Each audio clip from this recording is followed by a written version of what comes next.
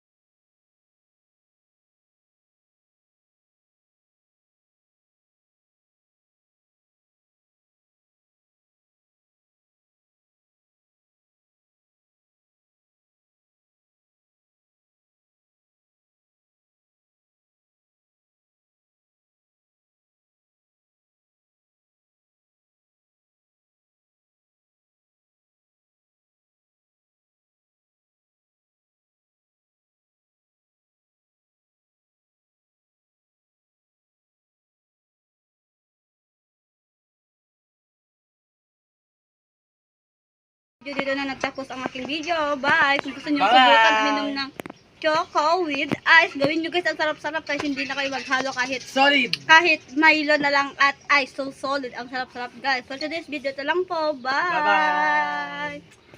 Sa totoo lang, walang kuryente kayo. Naisipan namin. Oh, yung tatanong nyo kung bakit may ice kami guys, walang kuryente. Magic guys! Magic! Magic!